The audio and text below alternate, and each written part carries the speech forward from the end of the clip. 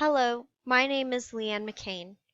For my final paper, I focused on the historic trauma in Alaska Native tribes, specifically on that of a Yupik tribe known as the Yurok. There are a few key points that I am going to go over that support my information on how the Yurok lost their traditions and culture. It started with the Great Death, where over 60% of the community was wiped out by an incurable illness brought by white explorers.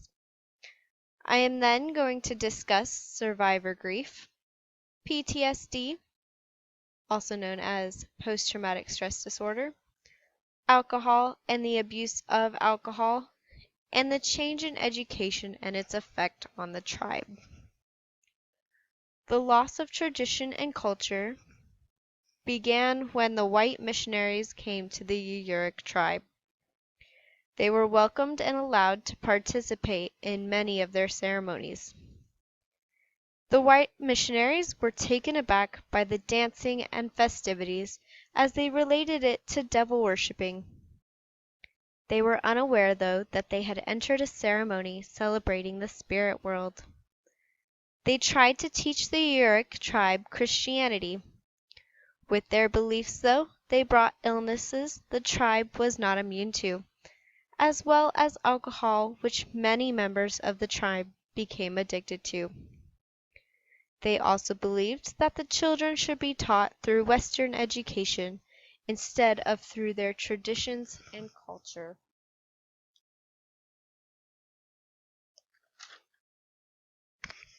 The main contributor to the loss of culture was the Great Death. It was devastating. They lost over 60% of their tribe. Many families were wiped out altogether. If whole families died, many times they would collapse the houses instead of burying them. The Yupik believed that a person could only get sick if their body was taken over by evil spirits. They knew what plants were good to eat and which ones to stay away from. This went for spoiled meat as well. The only way to rid the evil spirits was to see the medicine man or woman. However, even they were unable to cure or find the cause of this plague.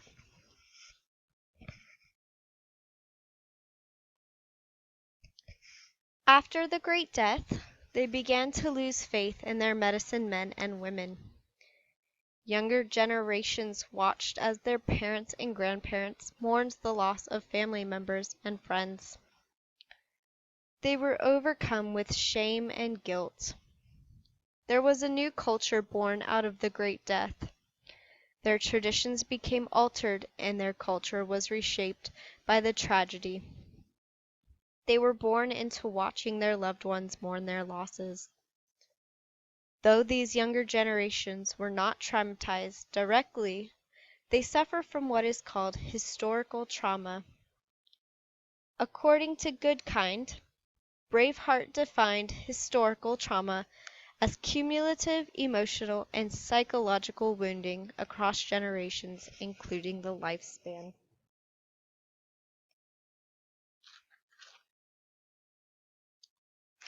All of the generations were shocked and suffering from what they didn't know at the time as post-traumatic stress.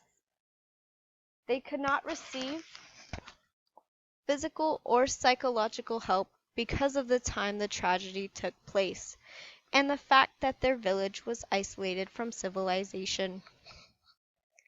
The Yupik refused to show any emotions after the Great Death. There was no anger, sadness, or grief, as they did not want to remember what had happened. The elders even told the younger generations that it was not something to talk about and to pretend that it had never happened. It was not only the loss of lives that had affected them, but they were also afraid that everything they believed in wasn't true.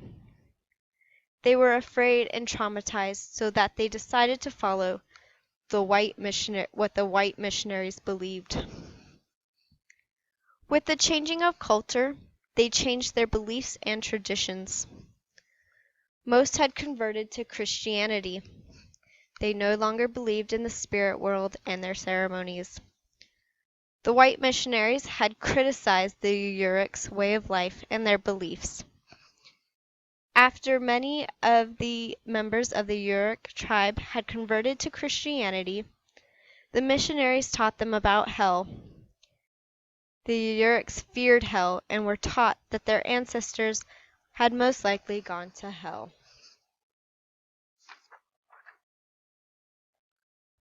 There were many changes in education. The first started out that the missionaries were to take over education. The children were not allowed to speak their native language, Yupik, in school.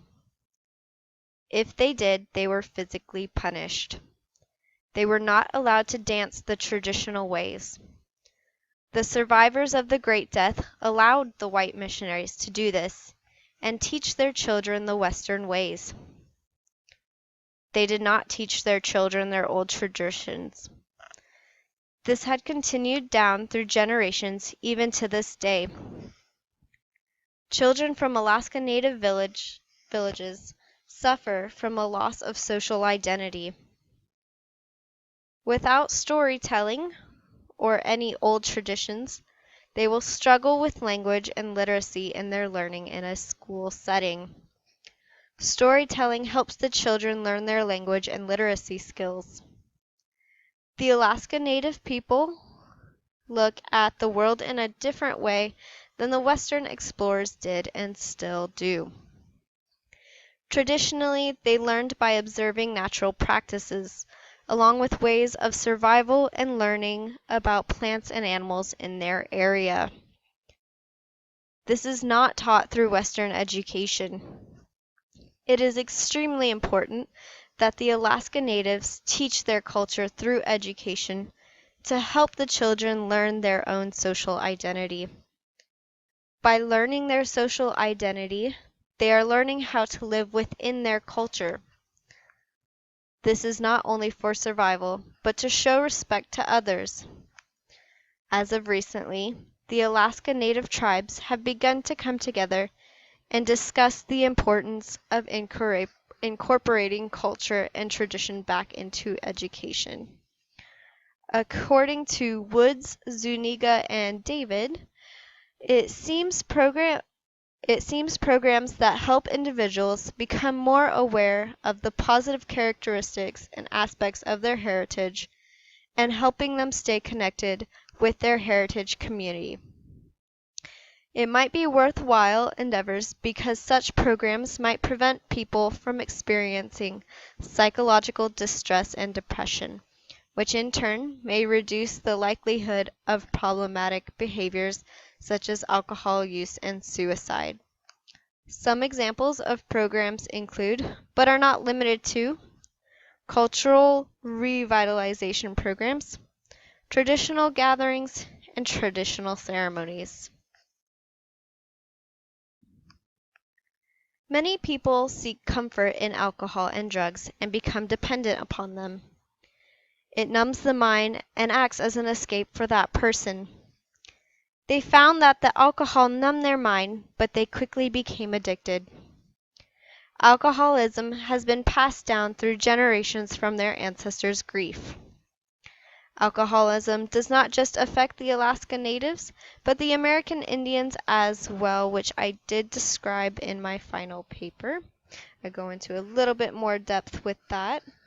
It is shown that Native American youth begin drinking at a young age and come to experience the negative consequences of using this substance. So that goes towards Alaska Natives youth as well. Researchers have found that the chances of substance abuse is higher after a tragic event has happened, just like the Great Death. Many factors have contributed to the Yurik's way of life and traditions. With the Great Death came many changes, and the Yupik were forced to evolve and join the Western ways. Education has continued to leave out their traditions and cultures, leaving the parents most unable to discuss what has happened to teach them. Without the storing, telling, and the continuation of traditions, the Yurik's old traditional way of life became extinct.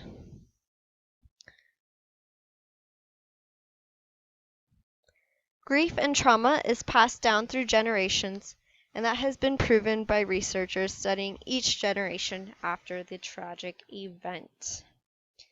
These are my references, which I did pull quotes from. And I hope you all enjoyed my final presentation. Thank you.